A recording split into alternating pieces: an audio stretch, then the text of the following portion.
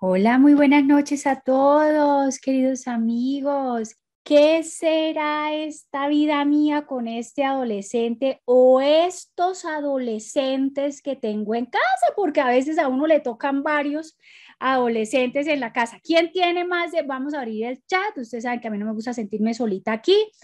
Vamos a ver quién tiene más de un adolescente en casa.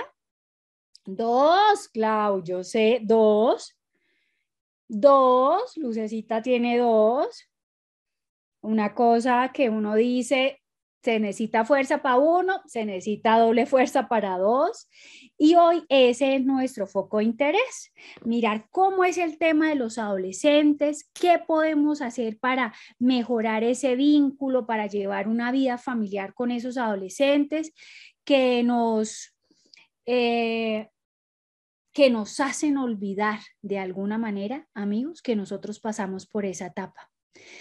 Yo quiero, más allá de hablar de las características del adolescente y todos los rasgos y las cosas, yo quiero recordar cosas que cuando llegan los adolescentes a nuestra vida familiar, pareciera que se nos olvidó cómo fuimos nosotros de jóvenes y nos colocamos en una actitud que nos distancia del amor de nuestros hijos.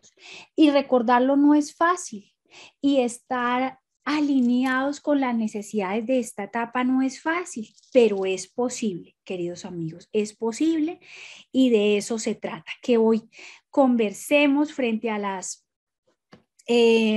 necesidades psicológicas, afectivas que tenemos todos en casa, que tenemos todos como los adultos responsables de una casa, que tenemos de cara a hijos adolescentes y a hijos que están en primera o de segunda instancia. Ustedes saben que la crianza, o con eso que voy a decir, usted que ya sabe cómo es que es la vuelta aquí, usted sabe que usted alista su lápiz, su libreta y usted coge las cosas que le tocan, le llegan al corazón. Si tiene una pregunta, me la dejan en el chat. Yo cada cuanto me entro al chat y reviso el chat para ver qué inquietudes han surgido, qué comentarios y vamos repasando allí.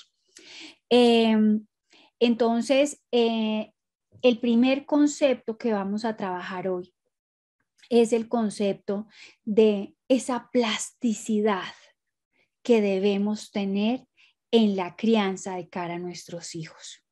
¿Cuál es la gran dificultad en el relacionamiento de esta etapa? No es que los chinos se volvieron locos y los papás se volvieron más viejos y es que el mundo ha cambiado e Internet nos corrompió pues hasta las células y las entrañas de la sociedad. No, amigos. El problema no es ese. El problema del relacionamiento, no solo con adolescentes, quiero hacer hincapié en eso, sino en general, es que los papás no somos padres con una capacidad plástica de adaptación. Me explico. Seguimos tratando al hijo adolescente como si fuera el chino de 7 años. Seguimos tratando de acercarnos y vincularnos con nuestro hijo de 10 y nuestra hija de 16 años como si fuera nuestra pequeñita de 5. Yo les tengo una frase aquí a los chinos míos en la casa y ellos, ay, me tuercen los ojos, así blanquean el ojo. Y es que los hijos para los padres siempre serán unos pequeños en su corazón. Hasta ahí es ok, es una frase romántica con blanqueada de ojo de parte de los chinos. Pero en la práctica, los hijos para los padres siempre tendrán la edad cronológica que corresponde a ese estadio de desarrollo. No puedo permitirme como madre o como padre darle un trato a las necesidades, expectativas, miedos, inseguridades de un niño que tiene 7 años, que sea lo mismo que sea un adolescente. Espérese que me quedo como el chat abierto. Espérese un segundo. A ver qué pasa aquí. Sí, es correcto. Entonces, cerremos aquí. Perfecto. Primer componente en nuestro encuentro de hoy. Las necesidades de nuestros hijos se corresponden a su ciclo de desarrollo, a su estadía de desarrollo, que va de la mano con su desarrollo biológico, es decir, con la edad que tiene. Cuando uno pierde de foco eso, los hijos tienen una reacción inmediata de, digamos, se resienten porque no ven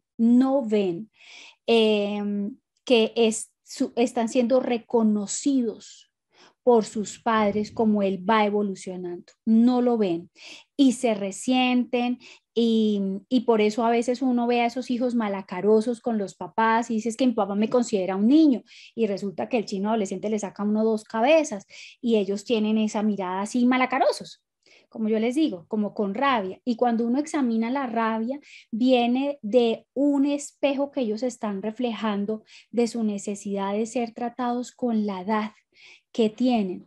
Pese a que aún están en un proceso de maduración neuropsicológica, es importante que vayamos nosotros también madurando emocionalmente. Entonces tenemos un segundo componente aquí.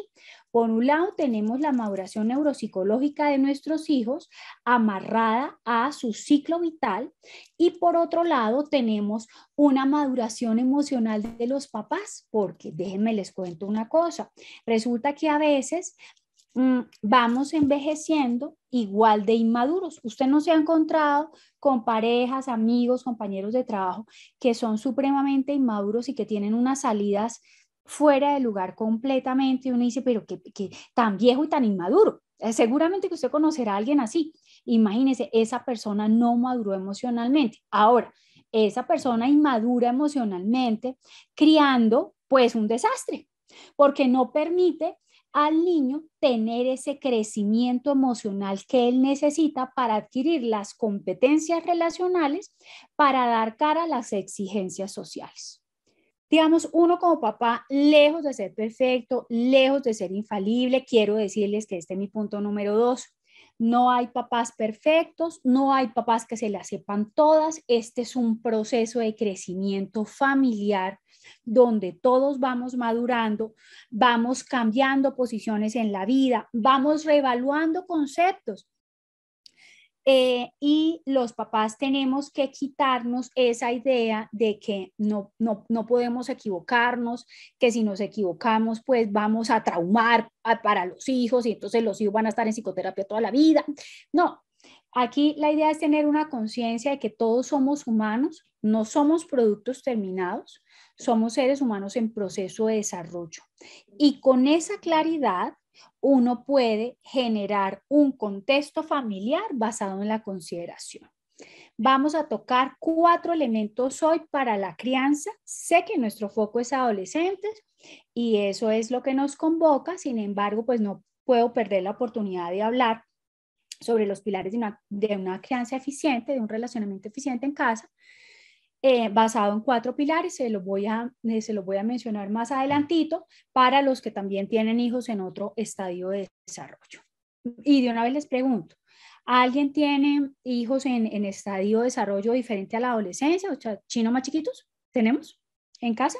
¿Y de qué edades? Pregunto y me contestan por el chat.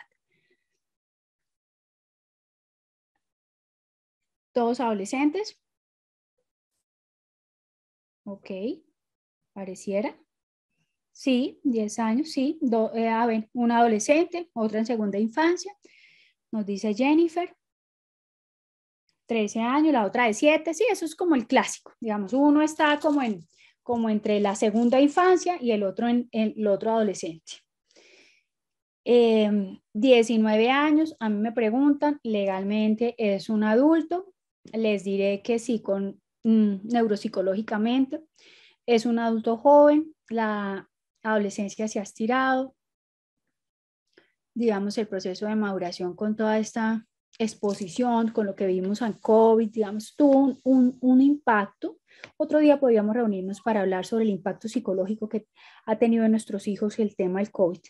Eso lo he abordado con otros auditorios y ustedes que están tan comprometidos con el tema de la crianza de sus hijos, me parecería súper chévere. Tomemos nota, no sé si a ustedes en la evaluación al final les dicen que si sugieren otros temas.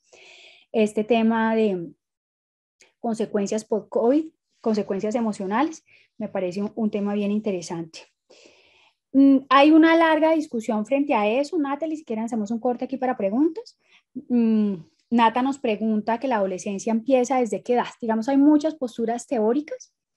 Yo, digamos, desde la clínica familiar, considero que un adolescente es un adolescente con 13 años cumplidos, pero sin embargo, cada niño tiene un proceso de maduración acorde a su edad o un poquito atrás o un poquito adelante. Este corte de jóvenes les diré que están atrás todos, es decir, los chinos están un poquito atrás en su proceso de desarrollo. Muy bien. Vamos con nuestro tema sobre cómo respondemos frente a esas necesidades de los adolescentes. Hay una cantidad de mitos y leyendas sobre la necesidad que ha desarrollado esta generación de padres y en la que estamos nosotros, que tenemos hijos, con gusto, Nat. Una necesidad casi neurótica que tiene esta generación de padres. Esta generación de padres, me refiero a nosotros los que estamos aquí, seguramente que hay gente muy joven o hay gente mayor, pero digamos como hay una media y es una generación de papás hipercomplacientes. Son papás que temen perder el amor de sus hijos, temen perder la aprobación de sus hijos. Entonces se vuelven una generación de papás sumisos. Hay un libro ahí de los 80, acaba de entrar mi hijo adolescente a darme un beso. Hola, papacito. Hay un libro que se llama La generación de los padres sumisos.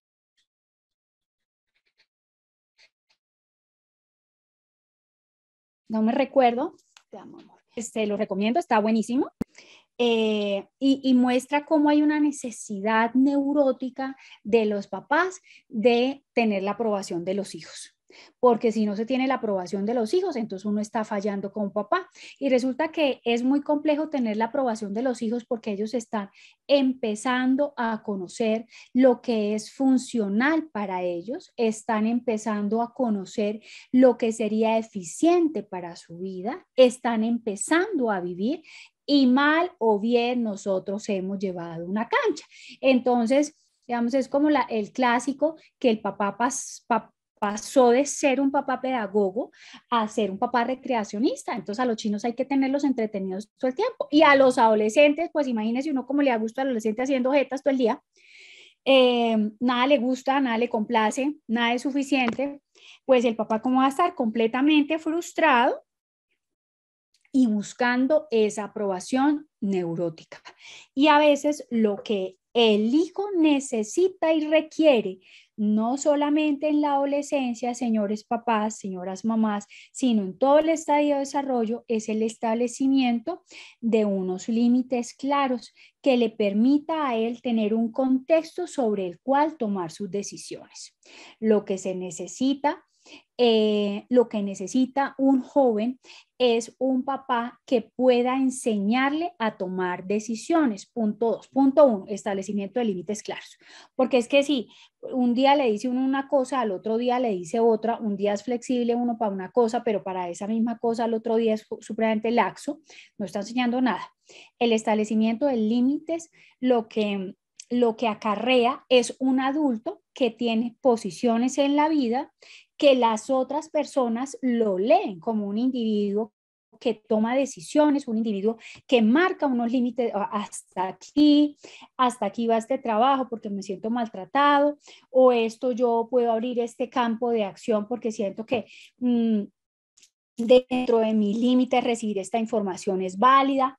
Es decir, el establecimiento de límites es para mí una cosa fundamental en el tema de la crianza, enseñar a los hijos el establecimiento de límites y el tema de la toma de decisiones, enseñar a los hijos a tomar decisiones. Que ese curso nos lo debieron enseñar a nosotros en el colegio, porque díganme si no, a veces uno está en la vida por mucho tiempo en ensayo y error y eso acarrea una cantidad de cansancio emocional sufrimiento moral, de sufrimiento psicológico innecesario. Entonces, que le enseñen a uno a tomar las decisiones los papás, eso me parece una cosa chéverísima. Más que buscar la manera de que el chino esté risueño todo el día y esté súper contento todo el día. Es bueno en el tema del amor incondicional que se gesta en casa, que me parece de los alimentos más nutricios psicológicos para cualquier ser humano, es enseñarle al niño que no tiene que cumplir con todas mis expectativas para que yo sea feliz y para que, digamos, consiga mi amor y mi aprobación. Él tiene que ser él, tiene que entender que yo estoy ahí como un agente educador. El otro día me hacía una entrevista y me preguntaban, me hacía una pregunta interesante. Y me decían que yo con qué asociaba la palabra madre o padre. La primera que se me atraviesa a mí mi inconsciente es educador, pedagogo. Esos somos los papás. Pero no un educador y un pedagogo que tiene la última verdad y la última palabra, porque el mundo es cambiante y nuestras posiciones, nuestras posturas se reevalúan, pues si no, no, imagínense que uno pensara exactamente lo mismo que pensó hace 15 años, eso hablaría de una estrechez, digamos, mental y paradigmática, pues muy triste, y nuestros hijos también tienen que ver a sus papás flexibles frente a algunas posiciones de la vida. Entonces la otra vez estaba en un auditorio de médicos hacía 2 años por el tema del COVID que no nos veíamos. Entonces yo les dije, bueno, ¿se acuerdan que yo les dije tal cosa hace 2 años? Espero que la hayan olvidado porque he reevaluado desde hace 2 años ese concepto que les manejé en esa conferencia que tuvimos, porque el aprendizaje y la interacción y lo que nos ocurrió con el tema del COVID cambió muchos de nuestros paradigmas. Entonces, un papá que tiene solo la única verdad, un papá que complace neuróticamente al hijo para no perder su cariño, un papá que si el hijo no hace lo que él está esperando todo el tiempo porque le quito el amor, es una crianza deficiente.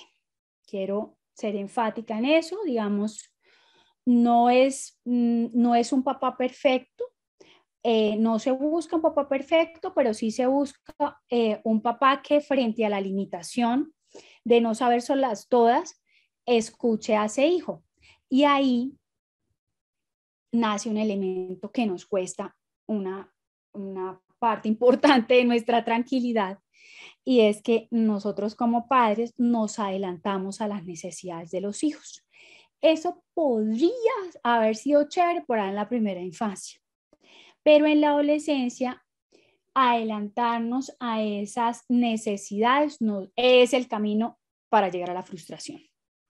A usted no hay manera de complacerlo, a usted se le da, se le pone, se le lleva, se le trae y usted siempre tiene ese carón y resulta que nadie le ha preguntado a ese joven cómo se sentiría contento, qué le gustaría, qué, cómo podría él disfrutar más de esta etapa de su vida, sin echarlo horas, sin filosofar, sino en esas conversaciones y en esos intercambios dialógicos que comienzan cuando yo cuento mi historia de ser joven. Ustedes recuerdan que comenzamos nuestro encuentro diciéndole, esto es un viaje al pasado, porque a nosotros lo que nos ocurre con nuestros hijos adolescentes es que nosotros olvidamos, como por arte de magia, que nosotros atravesamos por esas inseguridades, que estuvimos a disconfort con nuestra apariencia física, que nuestros amigos a veces no eran tan chéveres, que a veces nos sentíamos muy solos, y nosotros perdimos la memoria, como si nos hubieran dado un mazazo. Y y nos parecen inexplicables los comportamientos de los adolescentes. Entonces, qué bueno generar un contexto de diálogo a partir de los recuerdos y las anécdotas de lo que fue mi adolescencia, las equivocaciones que yo cometí como adolescencia, las consecuencias que viví por esa equivocación que tuve. Ojo, pero no es desde el Y entonces yo caminaba 3 horas hasta el colegio y entonces solamente yo podía, tenía un lápiz y el cuaderno y entonces, digamos, no es ese tipo de memes, no es ese tipo de memes, sino que sea desde la experiencia del joven. En nosotros, amigos míos, nos habitan muchos personajes.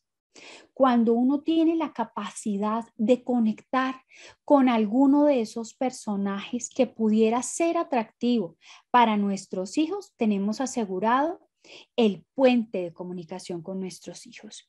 Cuando nosotros buscamos a esa Nancy adolescente, a esa Magda adolescente, a esa Jenny adolescente, a Darly en las metidas de pata cuando era adolescente, y los socializa así en familia, con un componente de nostalgia, con un componente de ternura, con un componente de alegría, de aprendizaje.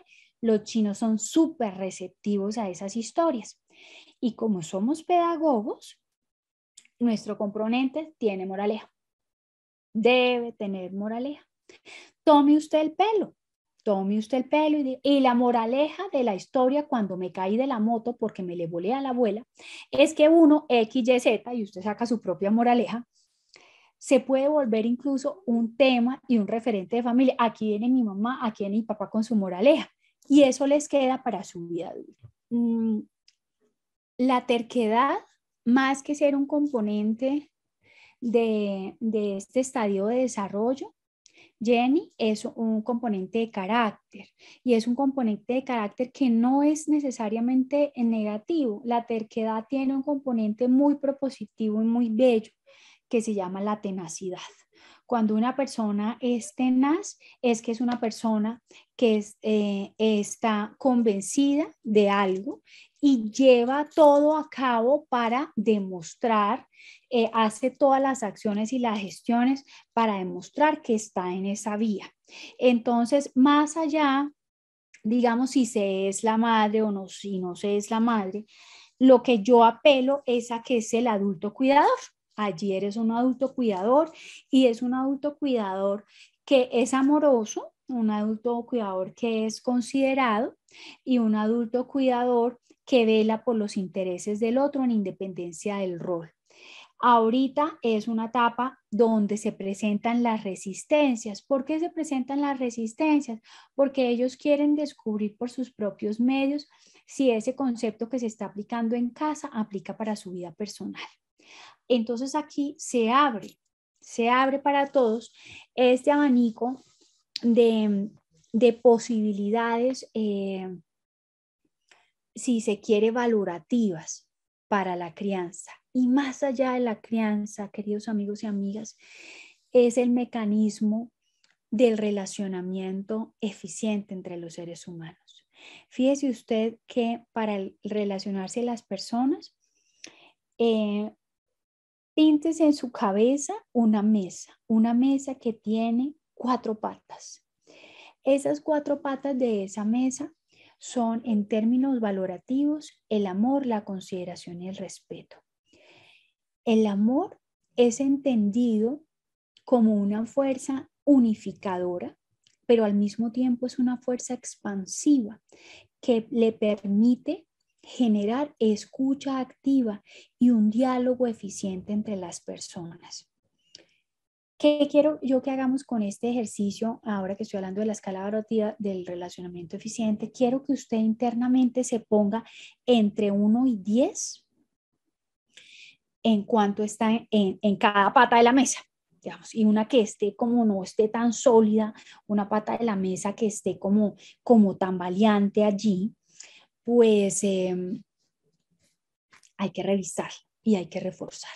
Entonces tenemos la primera pata, que es la pata del amor. Entonces esa fuerza expansiva me hace que yo mire al individuo con el que yo me relaciono como un proceso en formación, un proceso en creación, no como un producto acabado. Por eso cuando uno habla desde el amor, no está categorizando. Tú eres así, tú tan desordenado, tú tan indisciplinado, tú siempre tan contestatario, tú que no colaboras. digamos, esos categóricos y esas generalizaciones lo único que abren son brechas y distancias en el relacionamiento con las personas. Una persona puede ser a veces desordenada, pero otras veces no. Una persona puede a veces estar callada, pero no es muda. Hablará a veces, porque la queja es nunca habla, nunca dice. Eso hay que sacarle las cosas con ganzúa. No se comunica. La mayoría del tiempo está ensimismado, pero el de hablar habla. Ahora, ¿de qué habla? De cosas que le interesan. Pero para que el otro empiece a hablar de las cosas que le interesan, es importante estar dispuesto a hablar de las cosas que nos interesan a nosotros. Los diálogos basados en interrogatorios de policía no funcionan. Entonces, quiero que tengamos claro esa pata de nuestra mesa del amor como una fuerza expansiva y unificante que nos reúne con el otro, pero también nos expande la mente para poder reconocer al otro como un proceso, no como un producto acabado. ¿Ok? Muy bien, vamos a la siguiente pata de la mesa, la consideración. La consideración es esa condición donde yo me reconozco como que no tengo la última verdad. Es posible que en casa tenga la última palabra, pero no tengo la verdad absoluta. Y esa consideración tiene que ver con validar la verdad del otro, validar lo que le pasó, validar su miedo, validar su angustia, validar su silencio, su necesidad de soledad, que a veces nos cuesta un momento, pero salga del cuarto, pero usted por qué está ahí metido, pero venga y comparte con nosotros. Hay unos procesos de reconocimiento, no solamente corporal, sino también mental, donde los niños están creciendo y desarrollándose y convirtiéndose en jóvenes a partir de espacios donde dialogan con ellos mismos. Validar esos espacios es importante. No entregarlo completamente, porque yo les alcanzo a leer la mente desde aquí. No, pero es que él siempre está allá y ya categorizó. Él siempre está metido en el cuarto, él no se cuenta con ese chino para nada. Bueno, digamos, validar las necesidades de ese hijo. Estamos hablando de la consideración. Yo considero que la verdad de ese hijo es tan válida como mi verdad. La dificultad que tiene en el colegio, porque no se siente reconocido y considerado por algún maestro. Esa consideración nos lleva a pensar que el otro tiene una verdad y mi responsabilidad estando en este espacio donde escuchamos otras cosas, usted tomará lo que considere digamos que le toca, que le llega, dirá, no, está bien, esto es puro historias, lo que nos echa.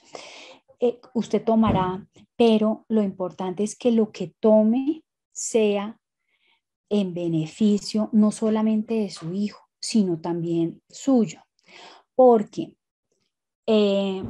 palabra de oro es que un individuo que es infeliz es un papá que es infeliz y va a tener unos hijos que son infelices. Para que un niño sea feliz, tiene que partir de un adulto cuidador que sea feliz y que esté conforme con su vida, si no va a haber traslado de frustraciones. Eso aplica para todas las edades. Tenemos la consideración, amor, consideración, respeto. Tenemos allí una construcción donde hay unos mínimos no negociables del trato, donde he conocido un montón que me parece demasiado, digamos, me lo encuentro con más frecuencia de lo que quisiera, y es papás que le hablan con malas palabras a los hijos. Les echan sus malas palabras. Se refieren a ellos de una manera desobligante, delante de ellos y delante de terceros, además. El respeto tiene que ver con que yo digamos, le doy legitimidad a la verdad de mi hijo y no lo descalifico con sus hermanos ni con la pareja, porque es una manera de burla. Y los niños en esta edad, los jóvenes en esta edad, resienten muchísimo el tema de sentirse que se están burlando de ellos. Esa es la amor, consideración, respeto. Y vamos con la última, que es la consistencia. La consistencia es un valor que yo he venido trabajando a partir de pandemia en las organizaciones donde me invitan a acompañarlos en procesos de transformación, porque implica una constancia sobre un propósito. Cuando uno tiene una constancia sobre un propósito, revisa que estén sus acciones, sus emociones, sus pensamientos, sus sentimientos alineados con esa acción. Pero cuando no se tiene consistencia, pues una persona dice una cosa, piensa otra, siente otra y hace todo lo contrario. Esa falta de consistencia no genera credibilidad en los hijos. Son de esas pautas donde la gente dice, no, se lo pasa por la faja. A ese papá, ese hijo se lo pasa por la faja. Digamos, no tiene una consistencia, no tienes que no quisiera utilizar la palabra rigor, porque quisiera utilizar más la palabra constancia. Y un relacionamiento sin consistencia, pues finalmente se va a enfriar. Cuando usted deja de hablarse con una amiga y un amigo muy cercano, difícilmente la relación va a ser muy fluida. Usted se puede encontrar a los 5 años y en 5 años ha pasado bastante agua por debajo del puente. Es posible que no sea la misma persona. Y es importante que conservar esa consistencia sea un propósito. Nosotros vamos a ser consistentes aquí en la demostración del afecto. Así, ¿y cómo se hace eso? Mi manera de demostrar el afecto a mis hijos es a través de la comida. Yo cocino y a mí me gusta cocinarles y los consiento cocinarles. No, mi manera de mostrarle el afecto a mi mamá es que ella llega súper cansada del trabajo, de sus cosas, y yo la recibo con un cafecito que sé que le gusta. Esa consistencia en grupo genera ese pegamento emocional y psicológico que necesitamos para la supervivencia familiar, queridos amigos. Vamos a hablar de cosas puntuales que podemos hacer en la crianza eficiente con adolescentes. Hay que, así nos cueste un montón, saque su libreta y anote, así nos cueste un montón, por favor, debemos estimular la autonomía de los chinos. Tina María, Jota es muy insegura,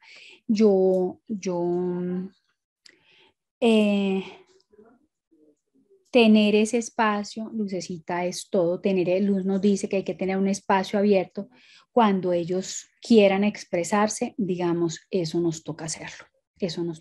Me he encontrado con papás adictos a TikTok, adictos a Instagram, que ellos son los que cortan la comunicación por estar metido en el tema de las redes, en el tema del Facebook, y los chinos se acercan con cualquier historia. Cuando los hijos se acercan a hablar sobre cualquier historia, usted bota todo, ¿me entiende? Bota todo. Y pone atención. Le va a contar una cosa pequeña, pero para usted es un pretexto para generar el puente de acercamiento con los hijos. Entonces, hay que generar el tema de la autonomía. Dina María, la ciudad es muy insegura, yo lo llevo, lo traigo, charará.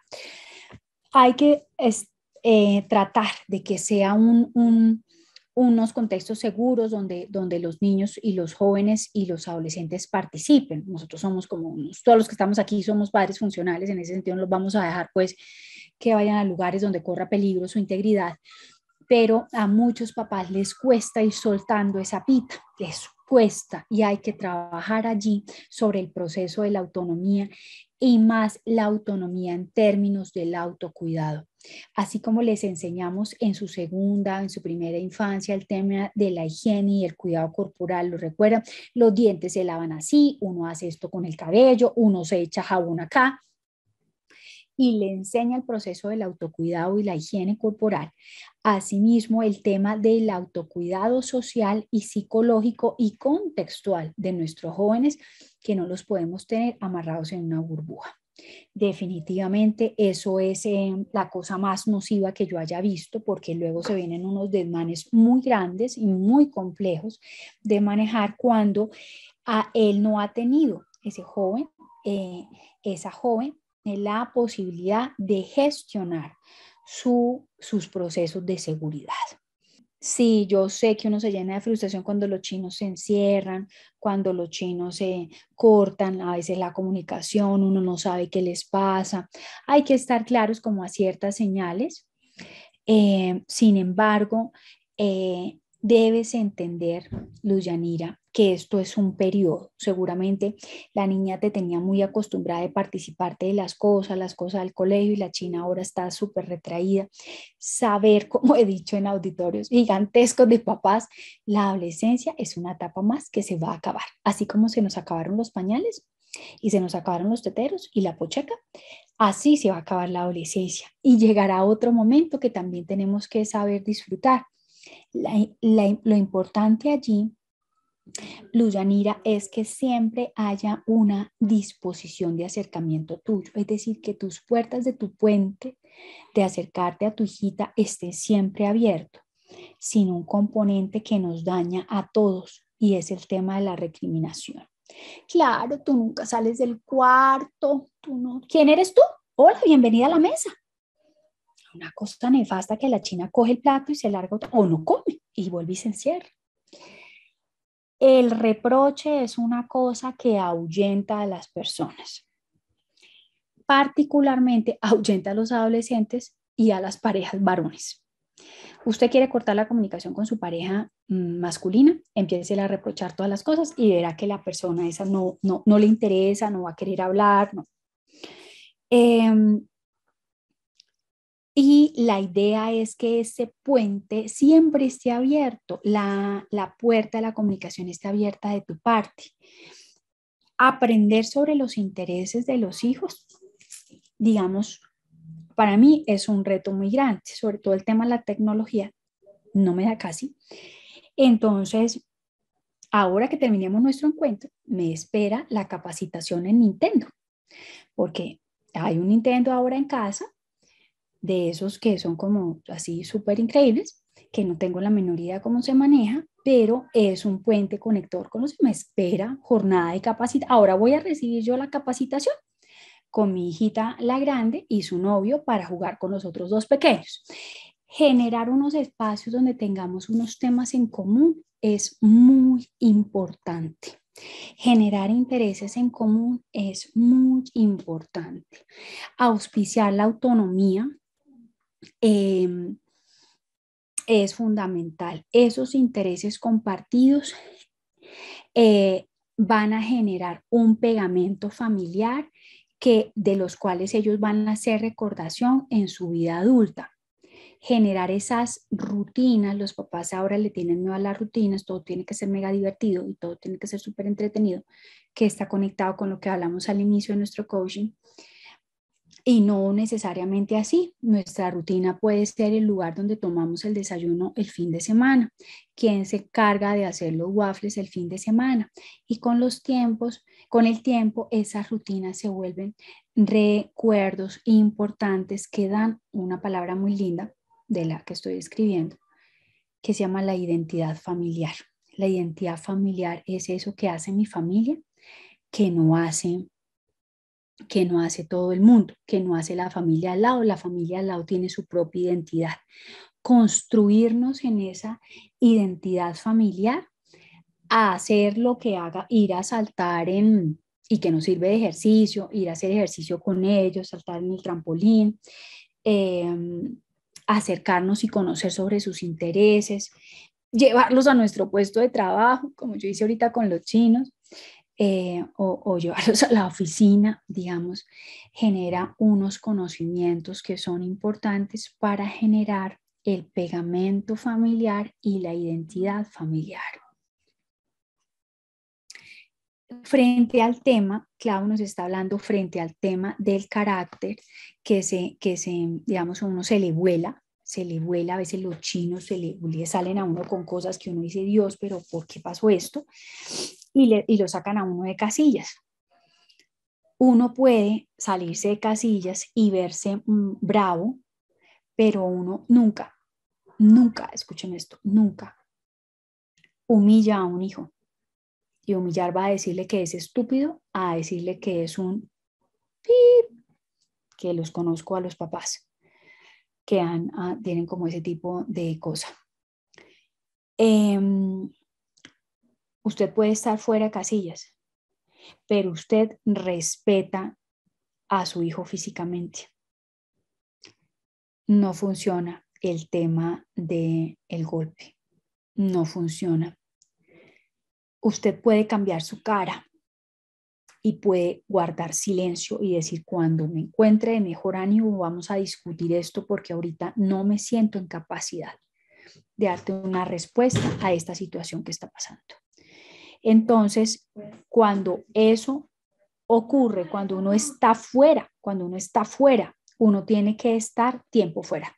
Es uno, no los chinos. Uno es el que se va para el rincón y dice, voy a respirar, voy a reflexionar. Por favor, este no es el momento de hablar. Este no es el momento de hablar, no tengo la disposición y usted ya con esta actitud, ya todos alerta a casa. ¿Ok? A ver, voy a seguir leyendo. Sí, es normal. Lucía es normal que pierda, digamos, entonces era nadador y el chino era así de competencia. Y llegó la adolescencia y no quiere, o quiere una cosa y luego quiere otra y luego quiere otra. Y los papás en un acto de responsabilidad dicen, no, aquí la constancia lo es todo, así a usted no le guste, usted va a ir, usted más adelante me lo va a agradecer. Es posible que sí, pero es posible que no. Yo lo que sí sé es que esta etapa de crecimiento es una etapa exploratoria donde él puede pasar por diferentes actividades y mirar qué desarrolla su conexión y qué desarrolla su gusto. Indudablemente él se va a quedar en lo que parezca atractivo y va a regresar en lo que le parezca atractivo.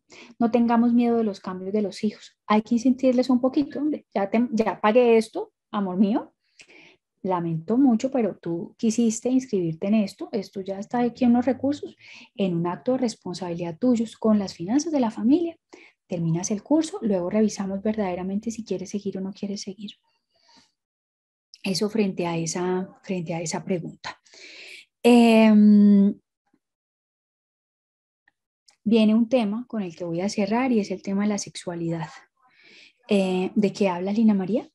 Mis hijos no sienten, digamos, no sé qué hablas, sexualidad. No, la sexualidad no es después de los 40 cuando ya tengo yo Alzheimer como papá, no.